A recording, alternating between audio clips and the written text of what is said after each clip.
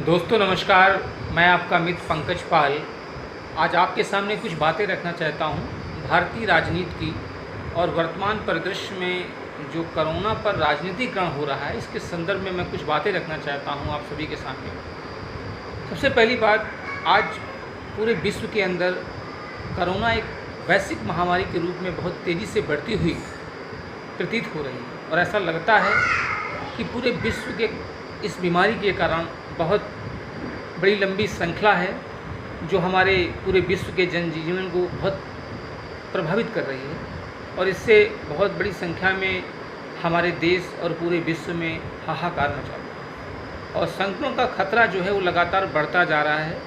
लेकिन मैं कल अभी टेलीविज़न में मैं देख रहा था कि बहुत से राजनीतिक चैनल और बहुत से राजनीतिक दल के जो प्रवक्ता हैं पार्टियों के अलग अलग विभिन्न राजनीतिक दलों के, उनमें इसमें लेकर एक मतभेद हो रहा था कि जब इस देश में खासकर महाराष्ट्र राज्य में और दिल्ली में एनसीआर जैसे राष्ट्रीय राजधानी क्षेत्र हैं, उनमें कोरोना का जो परसेंटेज है वो दिन पे दिन बढ़ते जा रहा है। करीब 25,000 के आसपास संक्रमित व्यक्ति खासकर दिल्ली एनसीआर राष्ट्रीय राजधानी क्षेत्र में पाए गए हैं। वहाँ की जो सरकारें हैं जिसमें अरविंद केजरीवाल और भारतीय जनता पार्टी के बीच में लगातार राजनीतिक घटनाक्रम बहुत तेज़ी से बदल रहे हैं। वो ये मान रहे हैं कि जो कुछ भी हो रहा है कोरोना पर बहुत भयंकर ढंग से राजनीति हो रही है। देखिए, मैं अपने जो मेरे विचार हैं मैं एक चीज़ रखना चाहता हूँ आप सभी के सामने, इस देश के सामने, कि देखिए ये एक ऐसी वैश्विक महामारी है, ये किसी ने पैदा नहीं की है। अब बीमारी आई है तो उसका हमें बहुत अच्छे ढंग से इलाज करना चाहिए और राजनीतिक विचारधारा से ऊपर उठकर एक मानवीय रूप से, चाहे वो किसी भी राजनीतिक दल के लोग हों, किसी राज्य में किसी राजनीतिक दल की सरकार हो, आप सारी राजनीतिक सिस्टम को छोड़ दीजिए।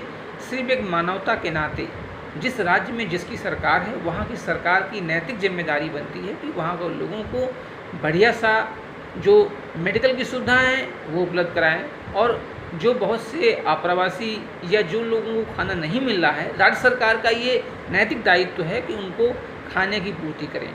इसी के साथ एक चीज़ ये रखना चाहता हूँ कि इसमें राजनीति करना बहुत गंदी विचारधारा है। ये गंदी मानसिकता को दर्शाता है कि जब भारत इतने संकट काल से गुजर रहा है और आप राजनीति करना चाहते हैं उस पर, तो ये तो मानवीयता का ह्रास हो रहा है बड़े पैमाने पर। आप मानिए कि हम इस भारत जैसी मातृभूमि में जन्म हुआ है जिसको रत्नगर्भा कहा जाता है, यहाँ बड़े बड़े महापुरुषों संतों ने जन्म लिया है। इस देश की माटी कहा ही गया है कि चंदन है इस देश की माटी, तपोभूमि हर धाम है। तो राजनीति का एक ऐसा पैमाना हिंदुस्तान के तमाम हम राजनेताओं से ये कहना चाहते हैं कि आप राजनीतिक की लड़ाई छोड़ दीजिए। यहाँ पर चाहे भारतीय जनता पार्टी हो, कांग्रेस पार्टी है या कोई भी राजनीतिक दल हो, उन सभी से मैं ये आग्रह करना चाहता हूँ कि संकट काल की इस घड़ी में आप देश के नागरिकों की रक्षा करना, उनको मेडिकल सुविधा अच्छे ढंग से उपलब्ध कराना, ये भारत सरकार की और राज्य सरकारों की सबसे प्राथमिक ज़रूरत है। और बहुत से राज्यों ने बहुत बेहतरीन ढंग से त्यागों को क्रियान्वित कर रहे हैं। अभी एक ताज़ा खबर आई कि जैसे दिल्ली एनसीआर में वो बोल रहे हैं कि हम बहुत बेहतरीन ढंग से इलाज नहीं करना चाहते, वो कह रहे हैं हम अस्पताल बंद कर देंगे। देखिए, ये गलत चीज़ है।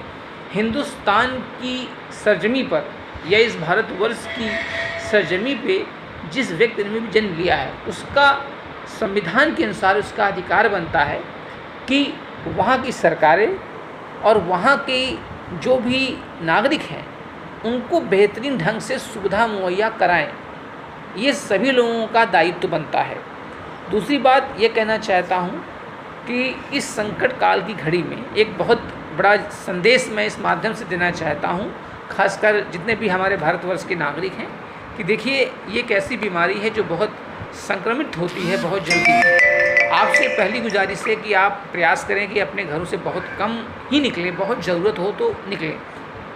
उसके बाद 60 साल से कम उम्र के जो भी लोग हैं वो घर से बिल्कुल ना निकलें, ज़रूरत हो तो घर से निकलें। बच्चों को 10 साल के बच्चों को बहुत निकलने ना दें। अगर बहुत ज़रूरत पड़े तो कृपया अपने मुंह पर रुमाल या मास्क या अंगोछे का इस्तेमाल ज़रूर करें, क्योंकि हम ये चाहते हैं कि बीमारी है, क्योंकि अभी इसकी कोई दवा या कोई वैक्सीन मार्केट में उपलब्ध नहीं हुई है।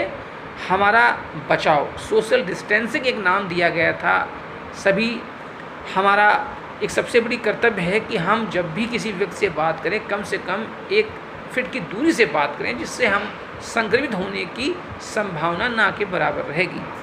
इसी के साथ दोस्तों, ये कैसी आज मन हुआ कुछ बोलने का, तो इस प्लेटफॉर्म के माध्यम से मैं आपके सामने अपनी बात रखा हूँ। जय हिंद, जय भारत। आपका मित्र, आपका बेटा पंकज पाल। धन्यवाद।